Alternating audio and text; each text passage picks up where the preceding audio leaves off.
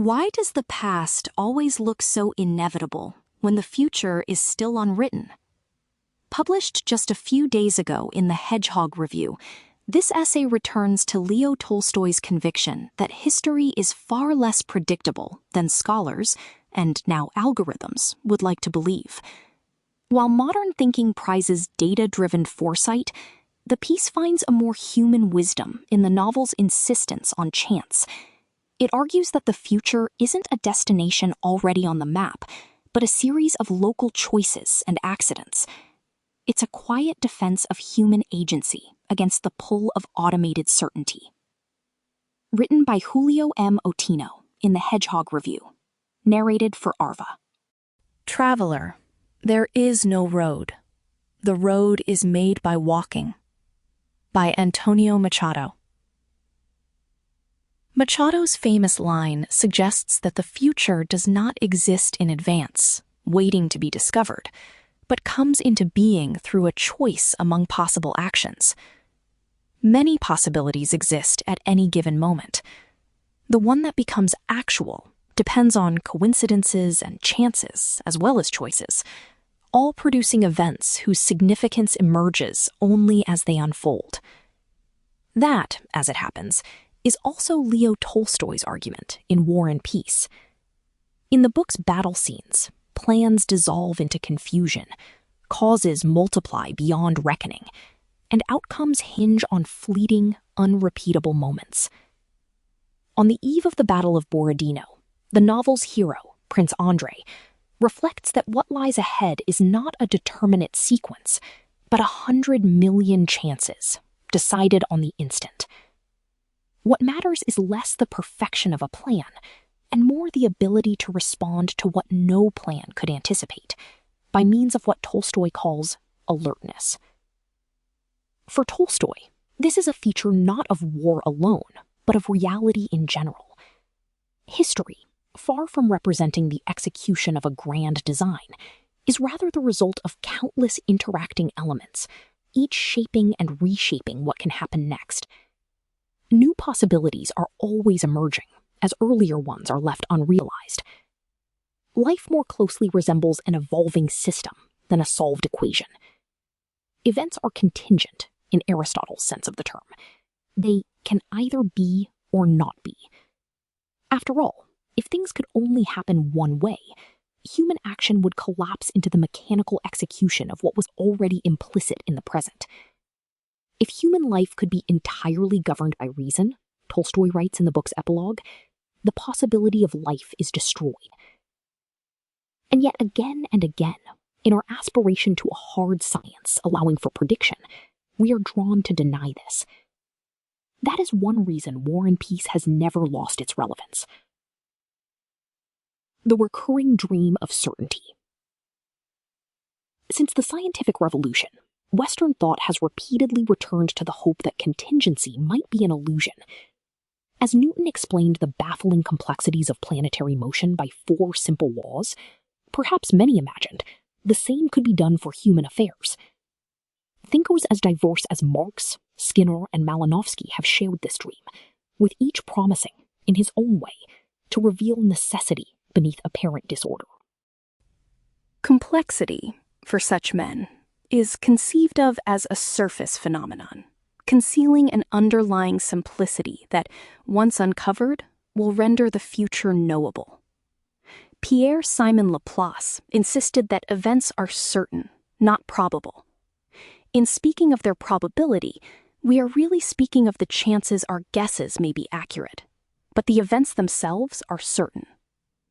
Time and again, the apparent contingency of events is presented as evidence of our own ignorance. If we knew enough, we would see that events could not have happened otherwise.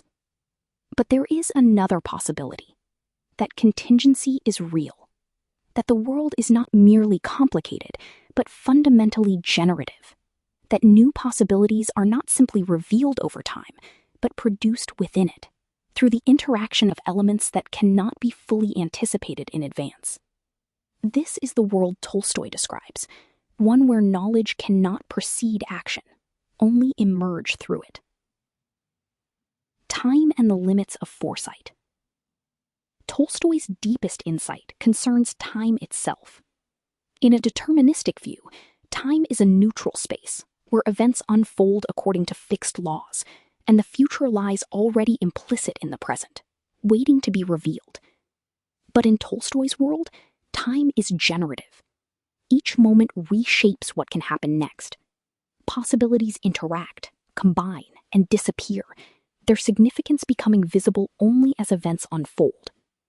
One might say that the system is constantly generating variation, new configurations, new alignments, new opportunities, but without any overarching mechanism that selects among them in advance.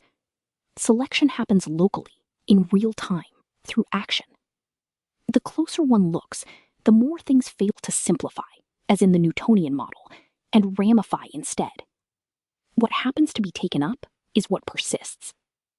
This is why most Austrian and Russian generals in War and Peace are consistently wrong. They believe they possess a science of warfare, a system capable of anticipating outcomes. Before Austerlitz, they insist that every contingency has been foreseen.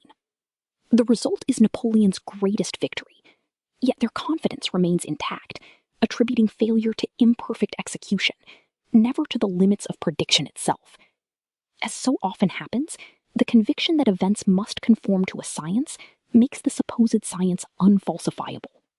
The wisest general, Kutuzov, appreciates that people conceive only of a few possibilities, while there are thousands. Famously, in the Council of War before Austerlitz, he advises not more planning, but a good night's sleep. What matters most is the alertness to seize opportunities that cannot be anticipated in advance. This distinction between a world that can be mapped and one that must be navigated extends beyond warfare. Wherever outcomes depend on unfolding interactions, local knowledge, and irreversible time, no complete science is possible. One can orient oneself, but one cannot blaze the path in advance. The illusion of inevitability. If the future is open, why does the past so often appear inevitable? Tolstoy offers several answers, including what he calls the law of retrospection.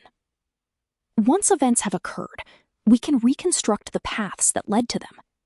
We identify signs that seem to foreshadow the outcome we now know.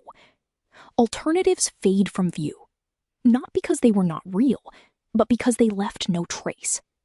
The result is a powerful illusion. What happened begins to seem as if it had to happen. Tolstoy asks us to imagine a group of men hauling a log, all pulling in different directions. Wherever they happen to wind up, someone will say they planned to do so. This retrospective projection, which one of us has called backshadowing, reshapes our understanding of history. We look at earlier moments and conclude that the outcome was implicit all along. The more coherent the explanation, the easier it is to forget that things might have turned out otherwise. To avoid backshadowing, we must practice side-shadowing, recognizing that other outcomes, some of which we can imagine, were genuinely possible.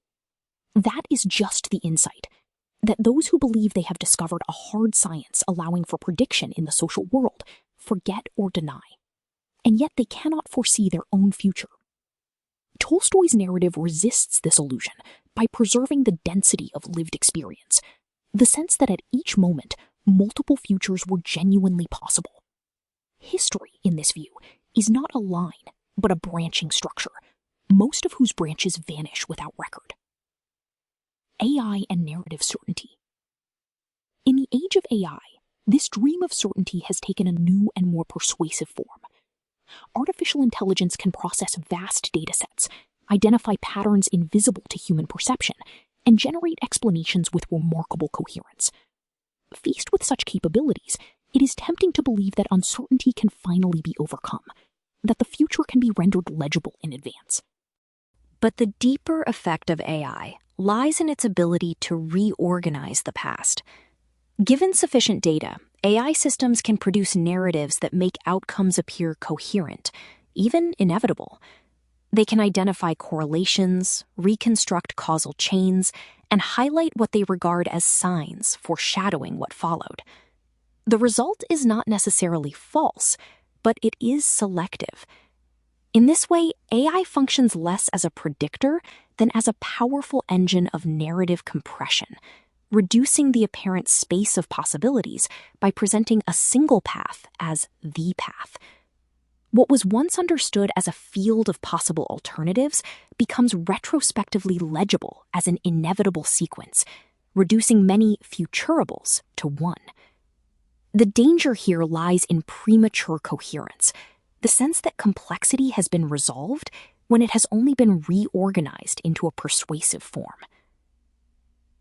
A compass rather than a map. Tools do more than extend thought. They reshape the environment in which thought occurs. AI, for instance, introduces a distinctive bias by generating what is statistically coherent, what resembles patterns derived from accumulated data. In an evolutionary system, what persists is not necessarily what is best in any absolute sense, but what is most easily selected under prevailing conditions. AI changes those conditions in the intellectual world, lowering the cost of generating variations while subtly guiding selection toward what is already legible within its patterns. Over time, this can narrow the space of perceived possibilities by making them less visible, less accessible, less likely to be pursued. Certain forms of thought, those that resist simplification, that depend on sustained attention, or that emerge from direct engagement with the world, become comparatively fragile.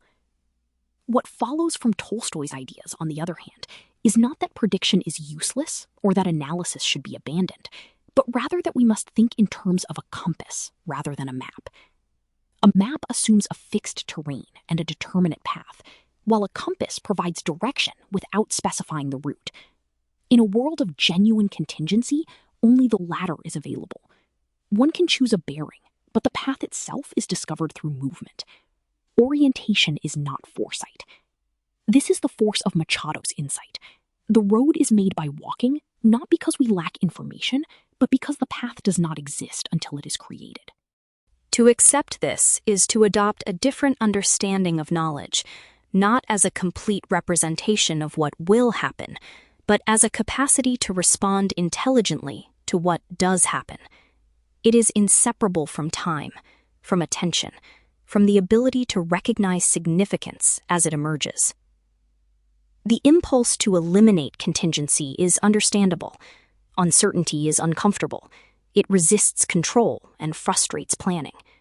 But it is also what makes agency possible. A world in which everything could be predicted would be a world in which nothing could be otherwise. Action would lose its meaning, since outcomes would already be fixed.